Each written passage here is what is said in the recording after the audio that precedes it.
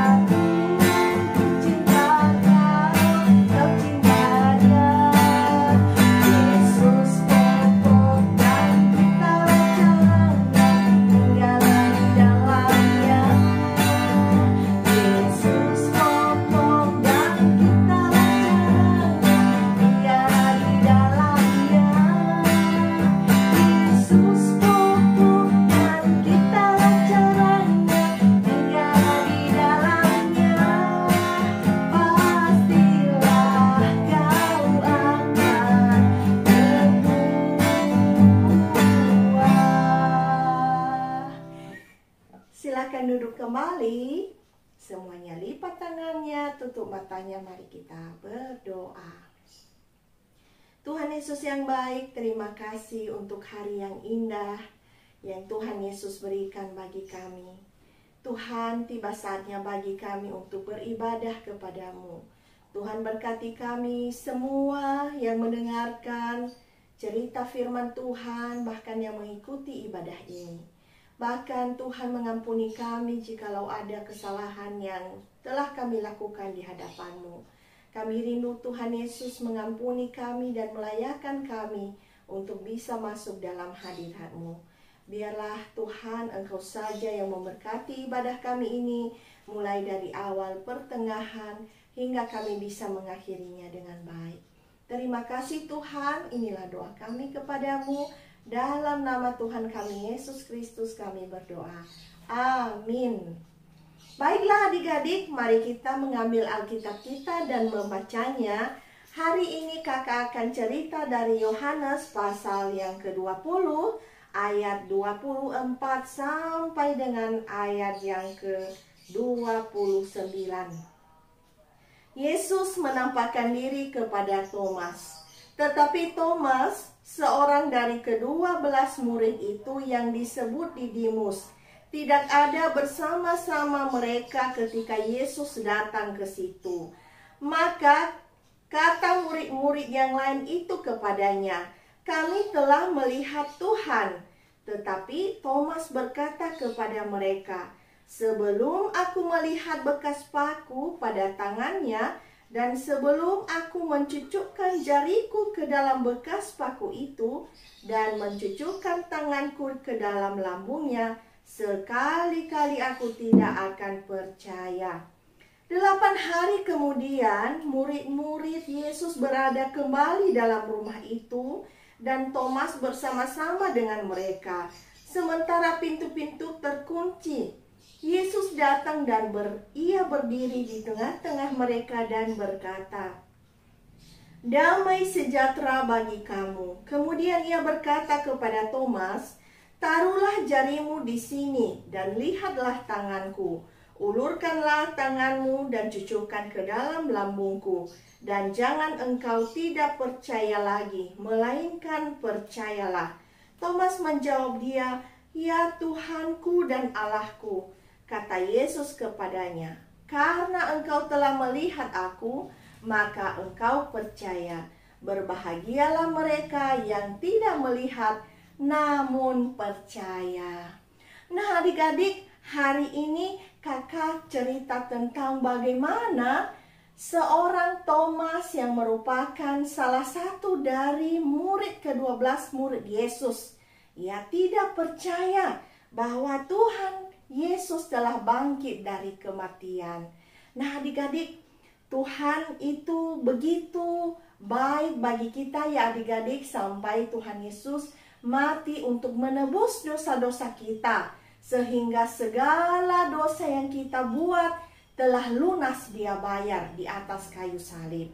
Jadi adik-adik, kita melihat bagaimana Yesus sebelum disalibkan, Dia bercerita begitu banyak yang akan Dia hadapi ke depan kepada murid-muridnya. Tetapi nyatanya meskipun murid-murid selama ini mendengarkan ceritanya, bahkan menyaksikan mujizat yang dilakukan oleh Tuhan, maka mereka masih ada yang meragukan.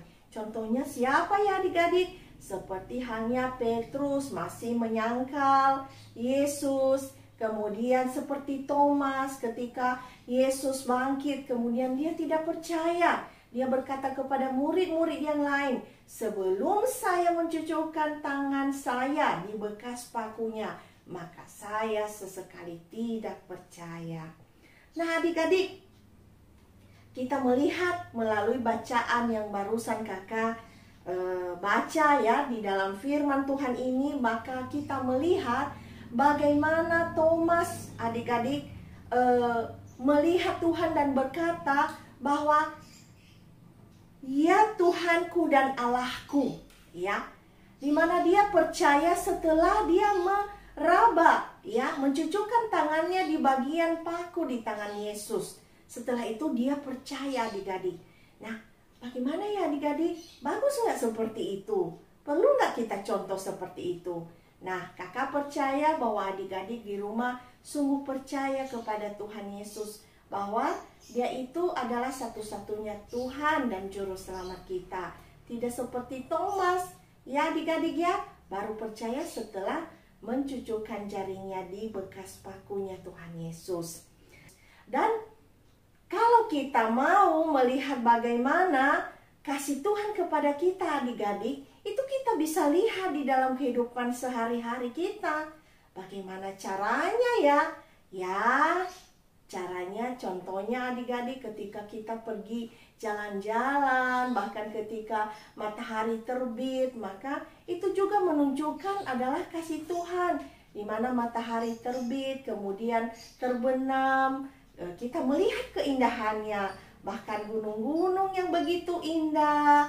Kemudian kita juga bisa merasakan kasih Tuhan melalui orang tua kita, di mana orang tua sangat sayang kepada kita, sampai mereka juga adik-adik bertanggung jawab di dalam kehidupan kita untuk membesarkan adik-adik, bahkan mencukupkan segala kebutuhan adik-adik. Nah, jadi adik-adik, hari ini kita harus percaya bahwa Tuhan Yesus itu adalah Tuhan yang hebat, yang luar biasa. Dia adalah juru selamat kita yang telah menebus kita di atas kayu salib. Jangan ada yang seperti Thomas ya adik-adik. Nah, baiklah adik-adik, itu saja cerita kakak hari ini. Maka yang merupakan ayat hafalan bagi kita terambil dari Yohanes pasal 20 ayat 29b. Berbahagialah mereka yang tidak melihat namun percaya. Demikian, semuanya lipat tangannya, tutup matanya. Mari kita berdoa. Bapa kami yang baik, terima kasih untuk cerita firman Tuhan yang sangat singkat hari ini. Mengajarkan kami untuk percaya sepenuhnya kepadamu, bahwa Engkau adalah Tuhan dan Juru Selamat kami. Bahkan Engkau rela mati di kayu salib untuk menebus dosa-dosa kami, yang seharusnya kami tidak layak, tapi Engkau layakkan Tuhan Yesus. Kami sangat bersyukur untuk pengorbananmu. Kami berdoa kepadamu, biarlah kami tetap percaya kepadamu meskipun kami tidak melihatmu secara langsung, Dan kami rindu Bapa, Engkau tolong dan mampukan kami, terlebih adik-adik yang ada di rumah. Biarlah melalui kasih-Mu, melalui ciptaan-Mu, bahkan melalui orang tua yang ada di rumah, Tuhan juga akan menyatakan kasih-Mu sehingga anak-anak bisa melihat bagaimana kasih Tuhan yang luar biasa itu. Terima kasih Bapa, inilah doa kami kepadamu, seluruh kehidupan adik-adik yang mengikuti ibadah ini. Tuhan Yesus berkati, beri kesehatan yang baik, bahkan jauhkan dari virus apapun.